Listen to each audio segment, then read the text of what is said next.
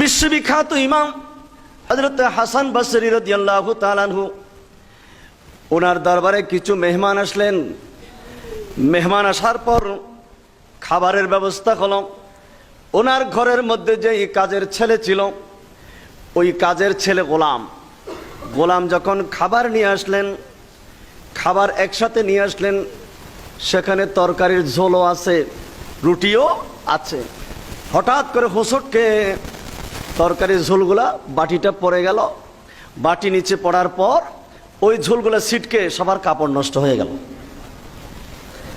এখন মেহমানরা এত সুন্দর জামা কাপড় পরে এসেছেন, ওনাদের কাপড় যে নষ্ট হয়ে গেল, এটা একটা বিশাল একটা ঝামেলার ব্যাপার।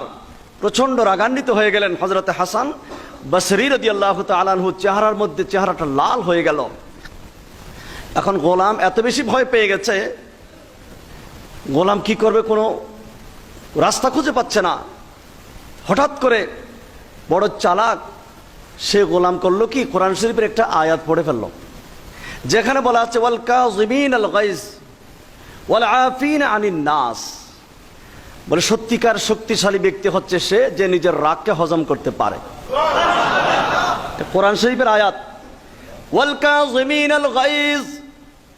কোরআন কারীমের আয়াত যখন তেলাওয়াত করলো গোলাম মানে কি, তৎকালীন গোলাম যারা, তারাও তো মুফাসসির কোরআন। হযরত হাসান বসরির দরবারের মধ্যে যিনি গোলামি করেন, তিনি কি সাধারণ? ওয়াল কাযিমিনাল গায়জ, আল্লাহ রাব্বুল আলামিন বলেছেন শক্তিশালী ব্যক্তি হলো তারা যারা নিজের রাগকে হজম করতে পারে। এই আয়াতি কারিমা শোনার সাথে সাথে হযরত হাসান বসরি রাদিয়াল্লাহু তাআলা আনহুর চেহারার ভিতরে যে রাগের চিহ্ন ছিল, মুহূর্তের মধ্যে ম্লান হয়ে গেল। তিনি সাথে সাথে স্বাভাবিক হয়ে গেলেন। জোরে বলেন সুবহানাল্লাহ। তিনি রাগকে হজম করে ফেললেন। গোলাম দেখতেছে কাজ তো হয়ে গেছে, এবার আরেকটা সুযোগ কাজে লাগাই, ওয়াল আফিনা আনিন নাস। রাগ কমেছে কিন্তু ক্ষমা তো এখনো পাই নাই। ওয়াল আফিনা আনিন নাস বলে শক্তিশালী ইমানদার ব্যক্তি হলো সেই যিনি রাগকে হজম করতে পারে এবং মানুষকে ক্ষমা করতে জানে। হযরত হাসান বসরি রাদিয়াল্লাহু তাআলা মুস্কি হেসে দিয়ে বললেন, যাও তোমাকে ক্ষমা করে দিলাম। বলে কাজ এটাও তো হয়ে গেল। বলে আরেকটা সুযোগ আছে। কোরআন শরীফের তৃতীয় অংশ আছে কি, আল্লাহু ইউহিব্বুল মুহসিনিন। আল্লাহ মুহসিন বান্দাদেরকে বড় ভালোবাসেন।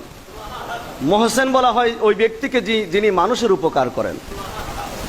ওয়াল্লাহু ইউহিব্বুল মুহসিনিন। এই আয়াতের অংশ যখন তেলাওয়াত করলেন, হযরত হাসান বসরি রাদিয়াল্লাহু তাআলা বলেন, যাও তোমাকে ক্ষমা করে দিলাম। তুমি যেহেতু আল্লাহু ইউহিব্বুল মুহসিনিন বলেছ, তো আমি আল্লাহর প্রিয় বান্দা হতে চাই, যাও তোমাকে আজাদ করে দিলাম। আজাদ মানে কি, স্বাধীন করে দিলাম তোমাকে। অপরাধ করেছে, তাকে শাস্তি দেওয়ার কথা ছিল, কোথায় শাস্তি? শাস্তি তো দিলেনই না, ক্ষমাও করে দিলেন। আবার কোরআন কারীমের আয়াতের ওসিলাই তাকে একেবারে চিরতরে মুক্ত স্বাধীন করে দিলেন। এটার নাম হচ্ছে গফফার। আমরা কি পারি না এরকম করতে? আমি দেখেছি অনেক মানুষ তাদের অফিসে, এই ছোট্ট ছোট্ট ছেলেরা চাকরি করে, অভাবের তাড়নায় দোকান থেকে নাস্তা আনতে, চা আনতে একটু দেরি হয়েছে, আমি নিজের হাতে আঘাত করতে দেখেছি। এই ছোট বাচ্চার গালের মধ্যে থাপ্পড় দিতে দেখেছি। লা হাওলা ওয়ালা কুওয়াতা ইল্লা বিল্লাহ। আপনি কি একবারও চিন্তা করে দেখেছেন, হয়তো 1 মিনিট 2 মিনিট দেরি হতেই পারে, যে কোনো কারণ হয়তো আমি মনে নিলাম তার ভুল হয়েছে, অপরাধ হয়েছে, কিন্তু এই ছেলেটা যদি আপনার ছেলে হতো, আল্লাহ চাইলে তো আপনার ছেলেকেও সেভাবে বানাতে পারেন। আপনি যদি আজকে আল্লাহ পাক সবার হায়াতের মধ্যে বরকত দান করুক, আপনি যদি আজকে মৃত্যুবরণ করেন, আপনার ছেলে কোথায় যাবে?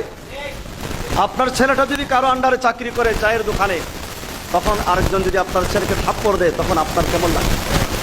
আমরা কি একবারও ভেবে দেখেছি?